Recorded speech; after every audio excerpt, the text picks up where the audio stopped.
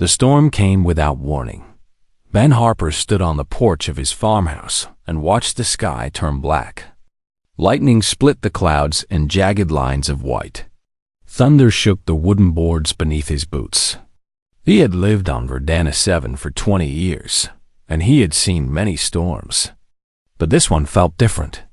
This one felt angry. He was about to go inside when he saw the lights in the sky. They were not lightning. They moved too fast, too sharp. They twisted and turned like living things fighting for their lives. Ben squinted through the rain. His old eyes were not what they used to be, but he could see enough. There were shapes up there, large shapes with wings. The Draconith. He had heard of them but never seen one up close. They were dragon-like beings who lived in the mountains far from human settlements. They were proud and powerful. They looked down on humans as primitive creatures. Simple farmers like Ben were beneath their notice. But tonight, something was hunting them. Ben saw flashes of weapons fire. He heard screams that were not human. Two of the winged shapes broke away from the fight, flying low and unsteady. They were hurt. He could tell by the way they moved, jerking and struggling to stay in the air. Then they fell. The first one crashed into his wheat field about 200 meters from the house. The impact shook the ground. The second one fell moments later, closer to the barn. Ben heard the terrible sound of bodies hitting earth. He stood frozen for a long moment. The rain soaked through his clothes. His heart pounded in his chest. Every smart thought in his head told him to stay inside. The Draconith did not want human help. They did not need human help. And whatever had shot them down might still be looking for them. But Ben Harper had never been good at listening to smart thoughts. He grabbed his old lantern and ran into the storm. The first dragon lay in a crater of broken wheat stalks. It was smaller than Ben had expected, maybe 3 meters long from nose to tail. Its scales were deep blue, now stained with blood. One wing was bent at a wrong angle. The other had holes torn through the thin membrane. The creature's eyes were closed, and for a moment Ben thought it was dead. Then it breathed. A weak, rattling breath that told Ben it was alive, but not for long. "Hold on," Ben said, though he did not know if the creature could hear him. "I am going to help you." He ran to the second crash site near the barn. This dragon was larger, with scales of dark green. It was awake, barely, and when it saw Ben approach, it tried to rise. It failed. Its front legs gave out, and it collapsed back into the mud. "Stay still," Ben said. He held up his hands to show he meant no harm. "You are hurt. Moving will make it worse." The green dragon stared at him with golden eyes full of pain and confusion. Its mouth opened, revealing rows of sharp teeth. But no fire came. No attack. It was too weak. "Human?" it said. Its voice was deep and rough. "Why? Why are you here?" "You crashed in my field," Ben said simply. "You need help." "We do not." "Need help from your kind." Ben ignored the words. He had heard worse from people who were scared and hurting. He looked at the dragon's wounds. Deep cuts along its side. A bad gash on its neck. Blood everywhere. "Your friend is over there," Ben said, pointing toward the wheat field. "She is hurt too. I am going to bring her here, to the barn. Then I am going to try to stop the bleeding. You can hate me later if you want. But right now, you are going to let me help." The dragon said nothing. It did not have the strength to argue. Ben went back to the blue dragon. She was still unconscious. He grabbed her under the front legs and pulled. She was heavy, much heavier than any animal he had ever moved. His back screamed in protest. His boots slipped in the mud. But he did not stop, one step at a time. That was how you did hard things. One step at a time. The rain continued to fall. The thunder continued to roar.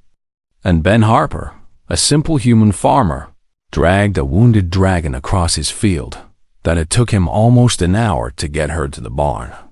By then, his arms were shaking and his legs felt like they were made of water. He laid her down on a pile of hay next to the green dragon, who had somehow crawled inside on his own. "Thyris," the green dragon said, looking at the blue one. "Sister, wake up." The blue dragon did not respond. Ben went to get his medical supplies. He had things for treating sick cattle and injured horses. He did not know if they would work on dragons, but he had to try. When he returned, the green dragon was watching him with those golden eyes. "Why?" it asked again. "Why do you help us? We have never been kind to your people. We have ignored you, dismissed you. Why would you risk yourself for us?" Ben knelt down and began cleaning the wounds on the blue dragon's wing. He thought about the question. He thought about his wife, Mary, who had died 3 years ago. She had always believed in helping others. She used to say that kindness was not about who deserved it. It was about who needed it. "Because you were hurt," Ben said finally. "Because you needed help. That is reason enough." The green dragon stared at him for a long moment. Something changed in its eyes.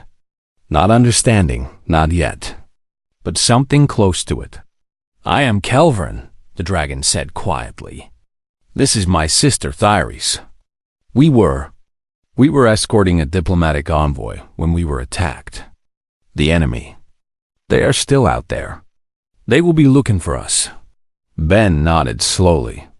He had expected as much, but it did not change anything. "Then we better work fast," he said. "And we better keep quiet." Outside, the storm began to fade. But Ben knew that the real danger was just beginning. Somewhere in the darkness, enemies were searching.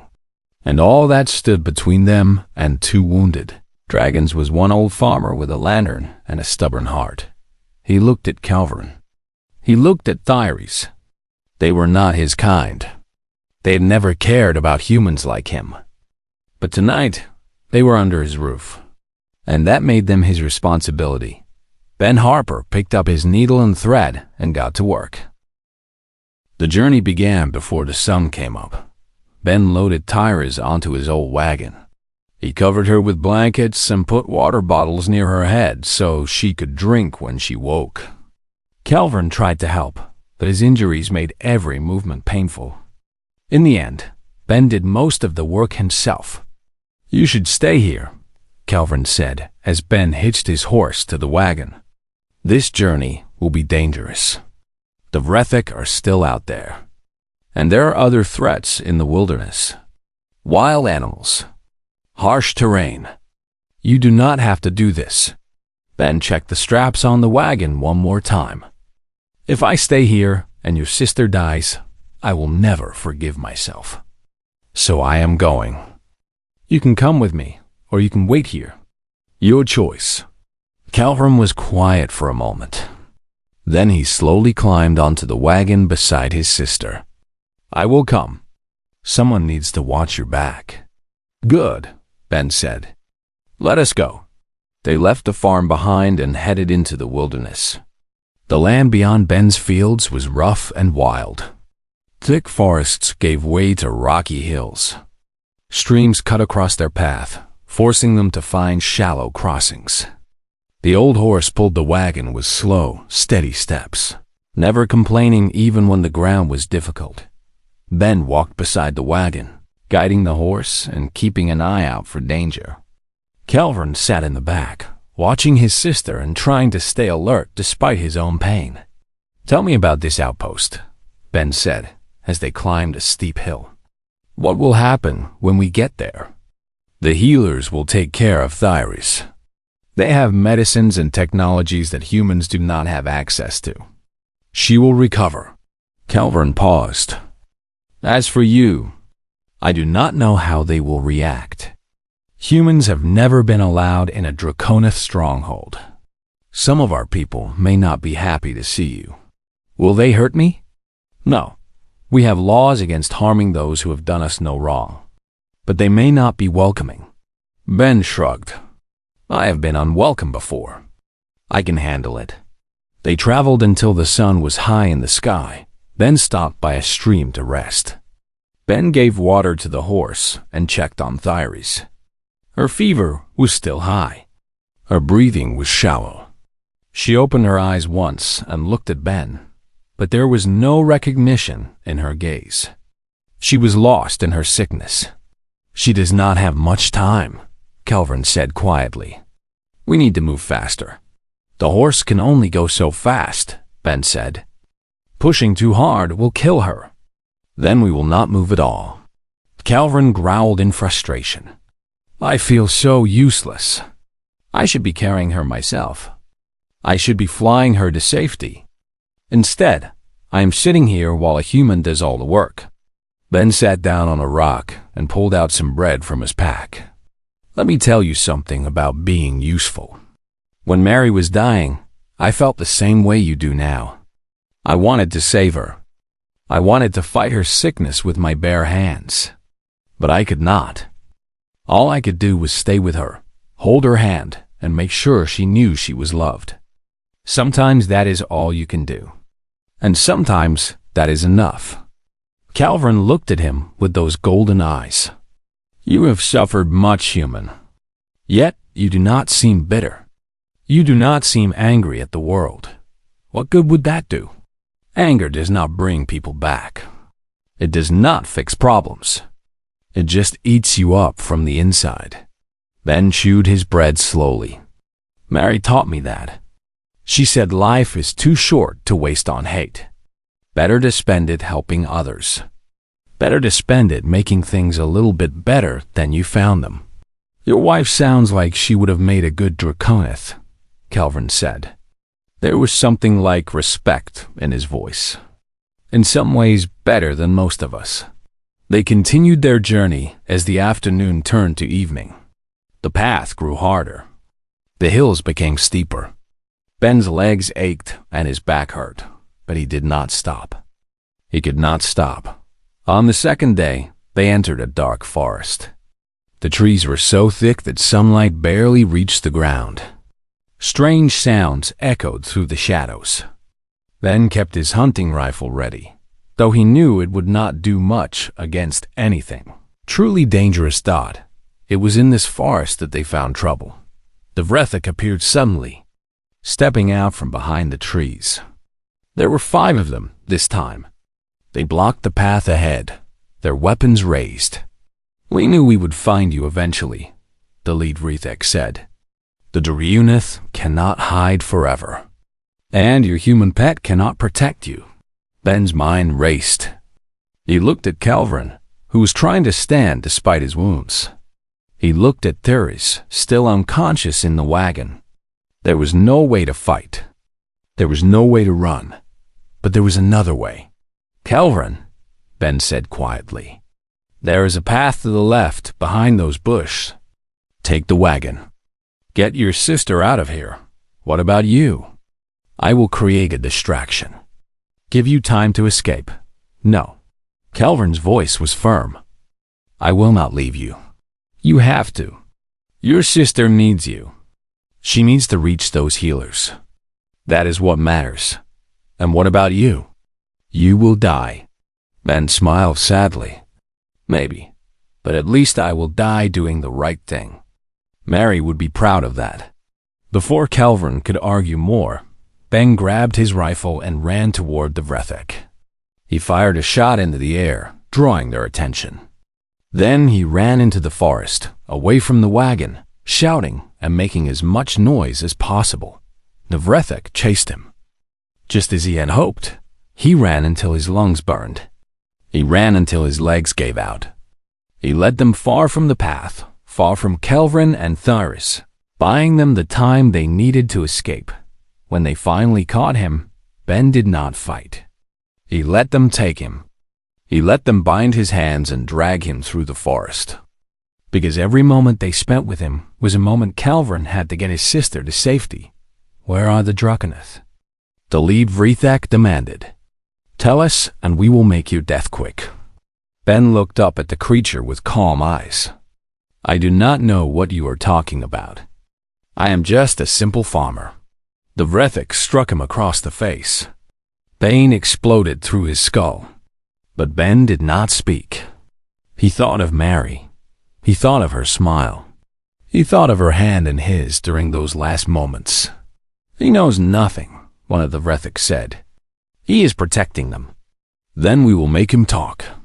Take him to the camp." They dragged Ben away into the darkness. He did not know what would happen next.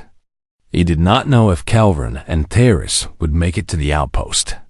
He only knew that he had done everything he could, and somehow that was enough. Miles away, Kelvin pushed the wagon through the forest. Tears he did not know he could cry fell from his golden eyes. He had left a human behind. He had abandoned the man who had saved his life, who had saved his sister's life, who had given everything for strangers who had never shown him any kindness. "I will come back for you," Kelvin whispered into the night. "I swear it. I will come back." The wagon rolled on through the darkness, carrying one wounded dragon toward hope, while a simple human farmer faced the enemy alone. Kelvin reached the Draconith outpost on the morning of the third day. He collapsed at the gates, too exhausted to stand. Guards rushed out to help him. They found Thyres in the wagon, barely alive, burning with fever. Within minutes, healers surrounded her, working to save her life. A commander named Vorath approached Kelvin as medical workers carried Thyres inside. Vorath was old and battle-scarred, with scales of deep red and eyes that had seen too many wars. "Kelvin of the Southern Range," Vorath said. "We received word that your convoy was attacked. We thought you were dead." "Almost," Kelvin said weakly. "A human saved us. He carried us across his field. He treated our wounds. He brought us here through the wilderness." Vorath looked around. "Where's this human now?" "The Vrethak captured him. He sacrificed himself so Thyres and I could escape." The commander's expression did not change. "That is unfortunate. But humans are fragile. He is probably already dead. We have to rescue him." Vorath shook his head. "We cannot risk Draconith lives for a human. Our numbers are limited. Our enemies are many. The Council would never approve such a mission." "He saved my life." Kelvin tried to rise, but his legs would not hold him. "He saved Thyres. We owe him everything." "We owe him nothing. He chose to help. That was his decision. We did not ask for it. We are not responsible for the consequences." Kelvin stared at the commander with disbelief. "Is this what we have become? So proud that we cannot acknowledge a debt? So cold that we abandon those who help us?" Vorath's eyes hardened. "Watch your words, young one. You are speaking to a commander of the Draconith forces. Your emotions are understandable, but they do not change reality. The human is gone. Accept it and move on." The commander walked away, leaving Kelvin alone with his guilt and his anger. 2 days passed. Thyres received the medicine she needed. The infection faded. The fever broke. On the second morning, she opened her eyes and truly saw the world for the first time since the crash. Kelvin was at her side when she woke. He held her clawed hand and told her everything. The crash. The farmer who saved them. The journey through the wilderness. The sacrifice. Thyres listened in silence. When Kelvin finished, she was quiet for a long time. Then she spoke and her voice was stronger than he expected. "This human, Ben, he carried us when we could not carry ourselves. He faced death for us without hesitation. And now he suffers because of us. I wanted to rescue him," Kelvin said. The commander refused. He said, "We cannot risk Draconith lives for a human." Thyres pushed herself up from the bed. Her body was still weak, but there was fire in her blue eyes. Then the commander is wrong. We owe this human a life debt. It is the oldest law of our people. When someone saves your life at great cost to themselves, you are bound to them until that debt is repaid. Voreth does not see it that way. He says we did not ask for the human's help. It does not matter if we asked. The help was given. The debt exists. Thyri swung her legs off the bed and stood on shaking legs. If the commander will not act, then we will. You and I, we will bring Ben Harper home. You can barely stand. Then you will help me, just as he helped us. Calvin looked at his sister. He saw the determination in her eyes. The same determination their mother had shown in battle. The same fire that had made their family great. The council will be angry, he said. Let them be angry. Some things are more important than politics. They gathered supplies in secret. Calvin found 2 young warriors who were willing to join them.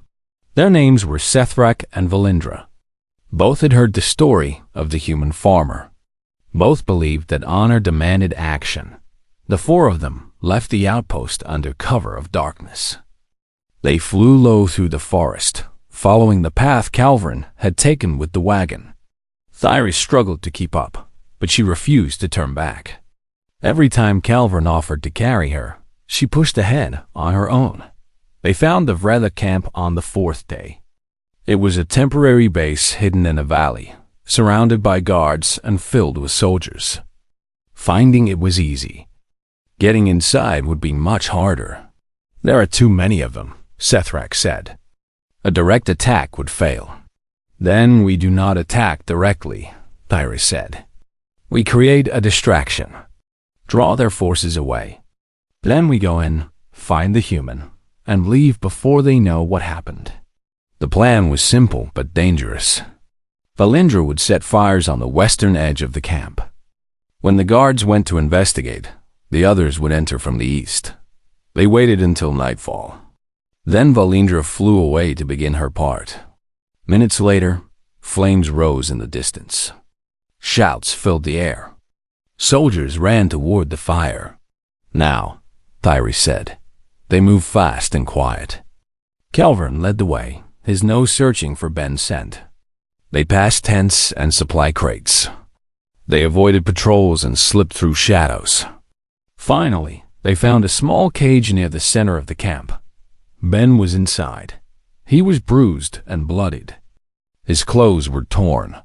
His face was swollen from beatings. But he was alive. When he saw Calvin, his cracked lips formed a weak smile. "Took you long enough," he whispered. Calvin broke the lock with his claws and pulled Ben from the cage. "Can you walk?" "I can try." They moved quickly toward the edge of the camp. But the Vrethak had discovered the distraction was a trick. Soldiers were returning. Alarms were sounding. "We will not make it," Sethrak said. "There are too many." Thyri stepped forward. She spread her wings, still weak but healing. "Get him out of here. I will buy you time." "No," Ben said. His voice was weak but firm. "No more sacrifices. We all leave together or not at all." "He is right," Calvin said. "We finish this together." The 4 dragons formed a circle around Ben. The Vrethak soldiers surrounded them, weapons raised.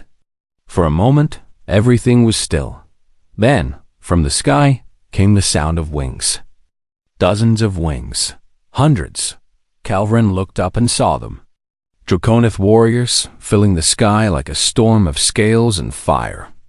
At their head flew Commander Voreth, his red scales glowing in the moonlight. "It seems," Voreth's voice boomed across the valley, "that my soldiers have more honor than I gave them credit for.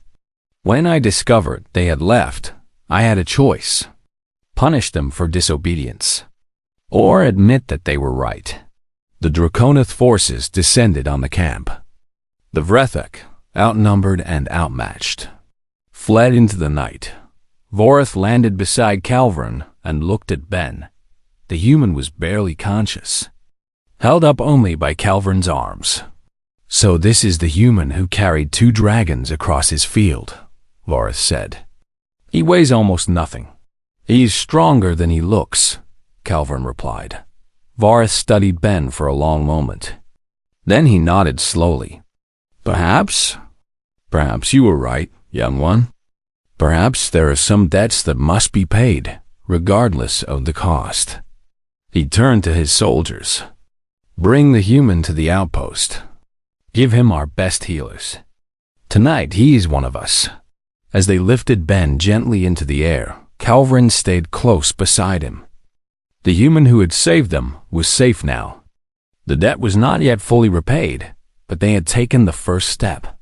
And in his heart, Calvin knew that this was only the beginning. Ben woke in a room made of stone. The ceiling was high above him, carved with patterns that looked like flying dragons. Soft light came from crystals set into the walls. The bed beneath him was unlike anything he had ever felt. Warm and soft, yet firm enough to support his aching body. He tried to sit up and groaned. Everything hurt. His ribs, his face, his arms, his legs. The Vrethik had not been gentle during their interrogation, but he was alive. That was more than he had expected. You should rest. Ben turned his head and saw Thyris sitting beside his bed. The blue dragon looked healthy now. Her scales gleamed. Her wings were folded neatly against her back. Her eyes were bright and clear. You look better, Ben said. His voice came out rough and dry. Thuris handed him a cup of water. The healers here are very skilled. They saved my life. Now they are saving yours. Ben drank slowly. The water was cool and sweet. It felt like heaven on his sore throat. Where am I? The Draconith outpost. You have been asleep for 3 days. The healers said your body needed time to recover from what the Vrethik did to you. Ben nodded slowly. He remembered the beatings, the questions, the pain, but he also remembered staying silent, protecting Calvin and Thyris until the very end. They wanted to know where you were, he said. I did not tell them, we know. Thyris's voice was soft. Calvin told me everything. You suffered greatly to keep us safe. You could have spoken. You could have ended your pain. But you chose to protect us instead. It was the right thing to do. Yes, it was. Thyris leaned closer. Ben Harper, you are the strangest being I have ever met. You are small and fragile. You have no claws, no wings, no fire. Yet you have more courage than warriors twice your size. You have more honor than nobles who have spent their lives talking about honor. Ben smiled weakly. I am just a farmer. I do not know anything about honor or courage. I just know what feels right. That is what makes you remarkable. You do not think about these things. You simply do them. The door opened and Calvin entered. Behind him came several other dragons, including the red-scaled commander Ben had seen during the rescue. They filled the room with their presence, large and powerful and ancient.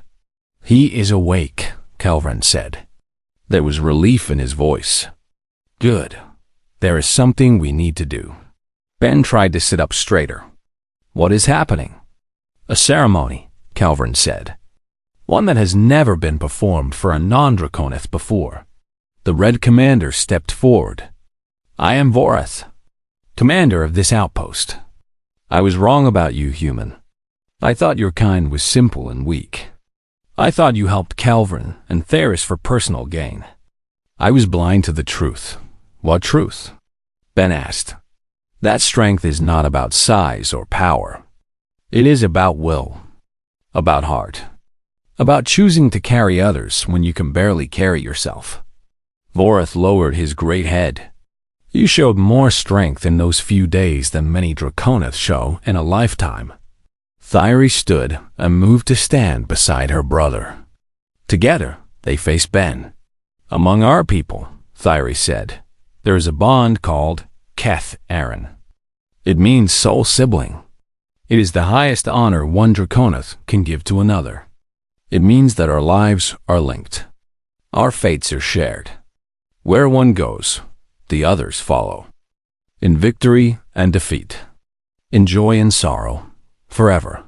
This bond has never been given to a non-Draconith, Calvin added. Many will say it should not be given now. But Theories and I do not care what they say. You earned this. You deserve this. Ben felt his eyes grow wet. He thought of Mary. He thought of how alone he had been since she died. How empty his days had become. How he had wondered if he would ever feel connected to another living soul again. I do not know what to say, he whispered. Say yes, Thyri said. Say you will be our brother. Ben looked at the two dragons who had crashed into his field. Strangers who had become something more. Beings from another world who had shown him that family was not about blood. It was about choice. About love. About carrying each other through the storms. Yes, he said. I will be your brother. Calvin and Thyris pressed their foreheads against his. Ben felt warmth spread through his body. Not from medicine or magic. From something deeper. Something that had been missing for 3 long years. Connection. Belonging. Home. Weeks later, Ben returned to his farm. His injuries had healed. His body was stronger than before. The Draconith healers had given him treatments that would extend his life and improve his health. A gift, they said, for their bond brother. He stood in his wheat field and looked at the crater where Thyris had crashed. The wheat had already started to grow back. Life continued. It always did. The sound of wings made him look up. Calvin and Thyris descended from the clouds, landing gracefully beside him. They visited often now. Sometimes they stayed for hours, helping with the farm or simply talking. Sometimes they just flew overhead, letting Ben know they were watching. The council has made a decision, Calvin said. They have agreed to open formal relations with human settlements, trade, diplomacy, cooperation. That is good news, Ben said. It is because of you, Thyris added. Your actions changed how our people see humanity. One farmer showed the entire Draconith race that humans are worthy of respect. That is not a small thing. Ben shook his head. I did not do anything special.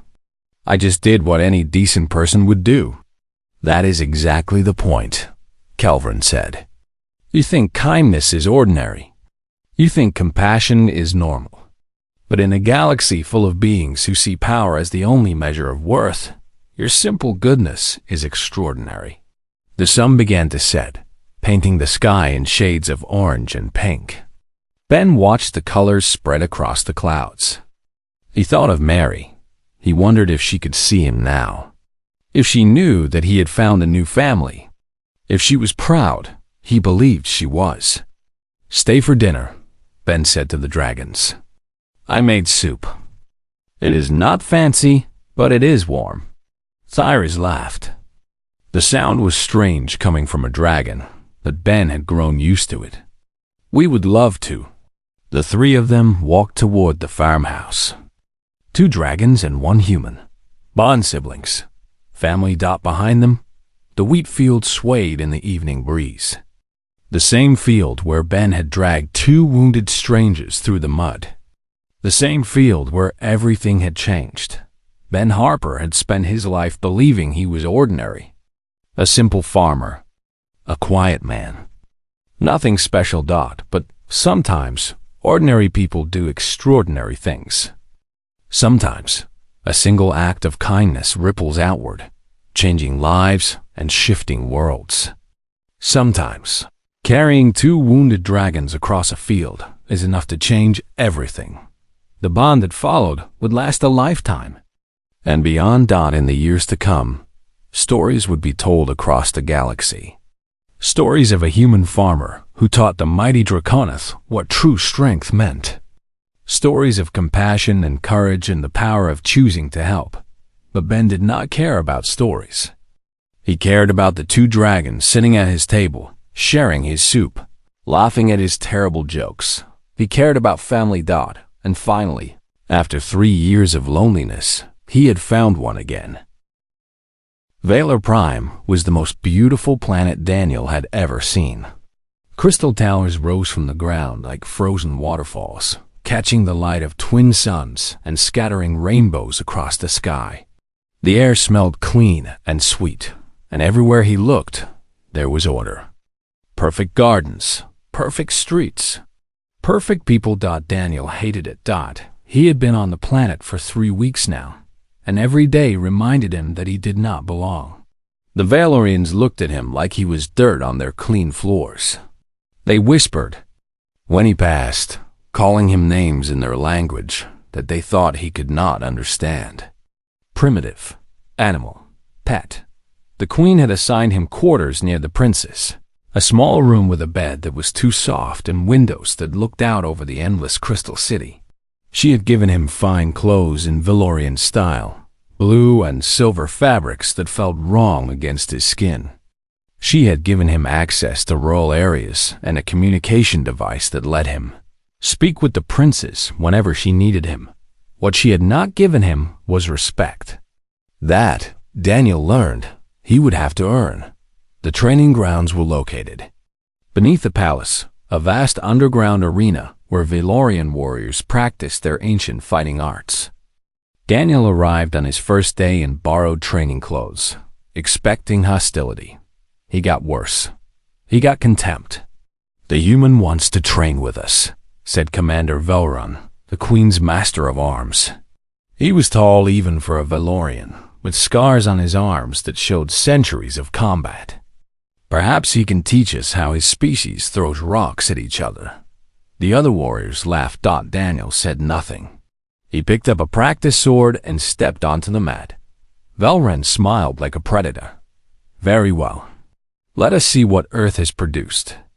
The commander moved like lightning. His blade came at Daniel from angles that should have been impossible, each strike designed to humiliate rather than harm. Daniel blocked the first 3, dodged the 4th, and took the 5th across his ribs. The practice sword left a bruise that would last for days. "Slow," Velrun observed. "Clumsy, weak." Daniel got up and raised his sword again. They fought for an hour. Daniel lost every exchange. He was knocked down more times than he could count. His body screamed for rest, his muscles burning with exhaustion. But every time he fell, he got back up. The warriors stopped laughing after the first 30 minutes. "Why do you continue?" Velrun asked finally, breathing hard himself. "You cannot win. You must know this." Daniel spat blood onto the mat. "Because getting knocked down does not mean you lose. Staying down means you lose. As long as I stand up, I am still in the fight." Velrun stared at him for a long moment. Then he nodded once, a gesture of acknowledgement if not respect. "Return tomorrow, human. Perhaps you are not entirely hopeless." It was not much, but it was a start. Over the following weeks, Daniel trained every morning and spent his afternoons with the princess. Narration was curious about everything human, from their food to their music to their strange custom of keeping animals in their homes as companions. "You form bonds with creatures that cannot speak?" she asked one afternoon as they walked through the palace gardens. "Creatures that will die in a few years?" "Dogs," Daniel said. "Cats, sometimes birds or fish. They do not need to speak. We understand each other anyway." The princess shook her head in wonder. "My people would call that irrational, a waste of emotional energy. Your people waste their emotional energy on politics and conspiracy." Daniel looked at her. "At least dogs are loyal." Narration laughed, a sound that was becoming more common as the days passed. She was changing, Daniel realized, becoming braver, less afraid of her own shadow. But the conspiracy had not stopped. 2 more attempts had been made on the princess in the past month. Both stopped before they reached her. Someone in the palace. was feeding information to the assassins, and Daniel was determined to find out who. He started paying attention to patterns. Who knew the princess's schedule? Who had access to secure communications? Who moved through the palace without being questioned? One name kept appearing. High Priestess Valora. The priestess was Queen Thesaurus' closest advisor, a woman who had served the throne for 200 years. She attended every council meeting, blessed every royal ceremony, and knew every secret passage in the palace. She also hated humans with a passion that went beyond normal Valorian prejudice. The primitive species should never have been allowed to leave their planet, Daniel heard her say once. They breed like insects and spread like disease. Mark my words, they will be the death of us all. Daniel kept watching. He gathered evidence, coded messages, secret meetings, money transferred to accounts that should not exist. He was 3 days from presenting his findings to the queen when everything fell apart. The guards came for him at midnight. They dragged him from his bed and threw him into a cell beneath the palace, a dark hole where even the crystal light could not reach.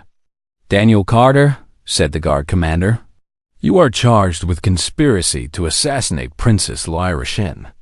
Evidence has been found in your quarters. Communications with Cathari agents. Plans of the palace with the princess's roots marked. That is a lie, Daniel said. I was framed. Someone planted that evidence. Save your words for the trial. The guard's face showed no emotion. The queen is merciful. She has granted you the right to speak before judgment. But we both know how this ends, human. Your species always betrays us. It was only a matter of time. The cell door slammed shut, leaving Daniel in darkness. He sat on the cold floor and thought about Valora. She had moved faster than he expected. She must have known he was getting close. Now she had turned his investigation against him, using his own suspicion of the court to frame him as the traitor. It was clever. It was perfect. And Daniel had no way to prove his innocence. Hours passed, maybe days. In the darkness, it was hard to tell. Then the door opened, and light flooded in. Princess Narration stood in the doorway, her face pale and streaked with tears. They say you betrayed me, she whispered. They say you were working with the assassins all along. Daniel stood slowly, his body aching from the cold floor. Do you believe them? The princess looked at him for a long moment. Then she stepped into the cell and pressed something into his hand. A blade, small and sharp and hidden in her sleeve. I believe the man who almost died for me in a corridor, she said. I believe the man who got up every time he was knocked down. I believe you, Daniel Carter. Now prove them wrong. She left before the guards could see what she had given him. Daniel hid the blade in his boot and sat back down in the darkness. Tomorrow he would face trial. Tomorrow he would fight for his life. And tomorrow the truth would come out, one way or another.